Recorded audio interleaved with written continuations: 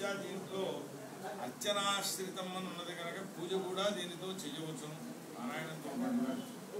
ఇది చాలా విశేషమైనది అని చెప్పి కవచము సహస్రనామ స్తోత్రము ఇవన్నీ కూడా చెబుతూ ఆ లలిత శ్రీచక్రంలో ఉండేటువంటి శక్తుల యొక్క భేదాలన్నింటినీ కూడా విశేషించి చెప్పారు. ఆ మంత్రశాస్త్ర పారంగతులైన వారికి వాటి విశేషాలన్నీ తెలుస్తాయి. దాన్ని ముద్రించి ఇవాటి రోజు దీన్ని ఆవిష్కరింప చేయాలి అని సంకల్పించారు. ఆ కాశీలో లక్షవత్రి పూజ చేశారు. అక్కడ మహా లలితాదేవి ప్రతిష్ఠ చేసిన రోజు అదే ఆ సమయంలో ఆ రోజున సంకల్పించి పుస్తకం ఇచ్చారు. ఇవాటి నాటికి అయిపోవాలి అని చెప్పి పాపం ఆగమేఘాల్లో ఎక్కడుంటే అక్కడికి వరకు వచ్చేసి ఎక్కడుంటే అక్కడికి పట్టుకెళ్ళి చాలా శ్రమపడ్డాడు పాప. ఈయన గట్టిగా చెప్పాలి మిగిలిన వాళ్ళు అయితే శ్రమపడినట్టుగా నాకు తెలియదు కానీ అమ్మగారు కూడా ఆజ్ఞయించుంటాడు. ఈయన అదే మొత్తం మీద దీన్ని ఏర్పాటు చేశారు. సరే అది ఏదో జాగ్రత్తగా 4 అక్షరాలు దిద్దేటటువంటి అవకాశం నాకు అందులో లభించింది. నిధుల ద్వారా ఈ విధానం చూద్దాం. దాంతో పాటుగా పంచరత్నాలు కూడా అమ్మవారి మీద ప్రాతస్మరామి అని ప్రారంభించి ఉంటాయి. తెల్లవారుజామున 5 శ్లోకాలని అమ్మవారిని స్తోత్రం చేసేటువంటి ఆ స్మరణం 3 శ్లోకాల్లోనూ, స్తోత్రం 3 శ్లోకంలోనూ, 5వ శ్లోకంలో నామోచ్చారణము ఇవన్నీ అందులో చెప్పుకుంటాయి. వాటిని ఆవిష్కరింప చేయాలి ఏమన్నా అది జరిగిన తర్వాత ఆవిష్కరిద్దాం. విశేషం ఈ వేదములకు మామూలుగా ఉండేవారు. ఎక్కువగా కాశీలోనే నివసిస్తున్నాడు ఆయన. వీటికి 90 రోజులు అక్కడే పక్కన అట్లాంటిదే కాశీ వెళ్ళిపోతున్నాడు. 4 మాసాలు ఉంటూ వస్తున్నాడు. అవి కూడా దానికి సహకరిస్తూ ప్రజలు కూడా దానికి సహకరిస్తూ అలా వెళ్ళిపోతే ఎలా కానీ పేసీ పెట్టుకుండగా మరి అల్లుళ్ళు కూడా దానికి సహకరిస్తూ ఆ విధంగా సహకారం చేస్తున్నారు. అది కూడా పూర్వజన్మ అదృష్టమే. పిల్లలు అది లేకపోవడంలో చాలా మంది బాధపడుతున్నారు. సరే ప్రభుత్వంలోకి వస్తే వేదం ముందు వారి ఉండేటువంటి గౌరవాన్ని చెల్లించేత ఆ వేద పండితులు ఏదో వారిని జాతకంతో ఇంకా వారి ఇంటి దగ్గరే కుశలంగా ఉంటుంది.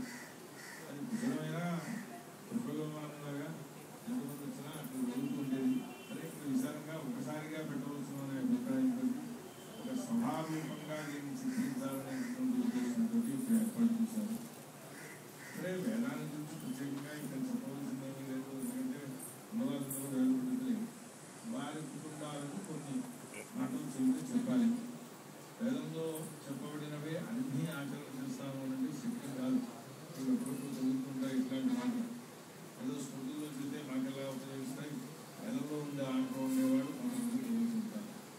ఈ స్మృతులు ఇవి కూడా వేదాలలో చెప్పబడినటువంటి సూచనలను స్వీకరించి వాటి ద్వారా చెప్పారని చెప్పిస్తే ఉదాహరణకు చెప్పాలి అంటే ఆఫీసర్లో చోట్ల చదువుతూ నహి క్షత్రియస్య ఆర్తిథ్యం అన్నాడు.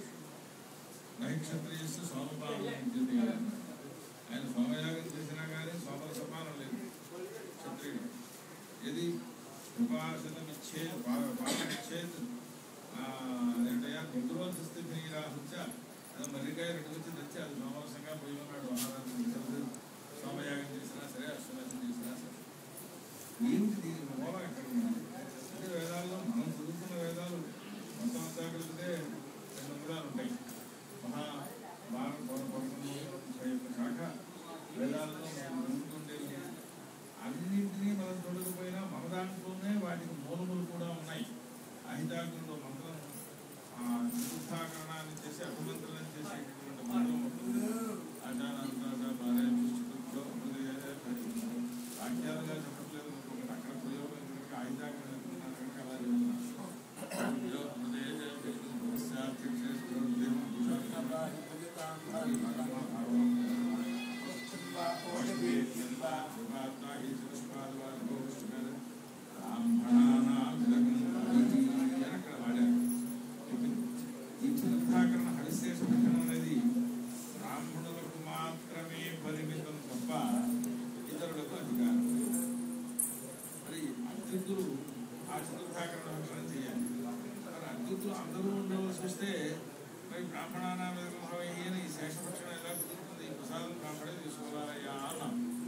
మాత్రం ఎవరెవరు చేయించినట్టే కుదరదు కదా.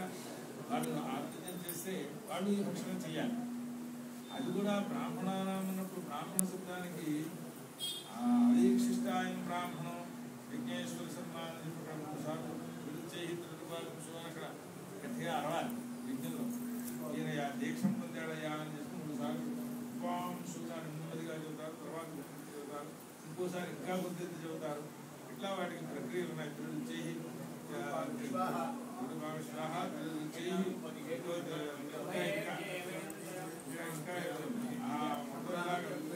చెప్పాల్సి ఉన్నాయి. చెబితే అక్కడ బ్రాహ్మణ శబ్దం దశరథుడు యజ్ఞదీక్ష పొందితే అదీక్షిష్టాయం బ్రాహ్మణ అనాలా, అదీక్షిష్టాయం క్షత్రియ అనాలా అని విచారణ.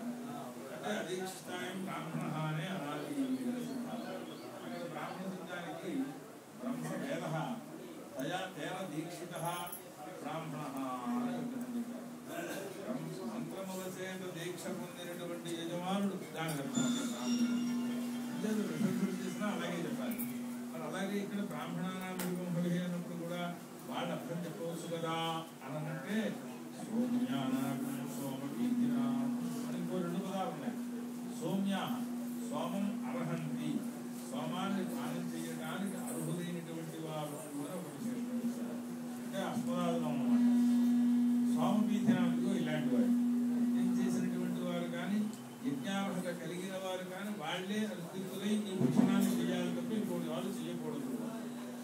దాన్ని దృష్టిలో పెట్టుకునే ఆపస్తంభ మహర్షి ఒక మాటలో కొట్టిపారేశాడు. అట్లా వేదాల్లో అక్కడక్కడ సూచితమైన ఒక పదం చేత సూచితమైనటువంటి వాటిని ఋషీశ్వరుడు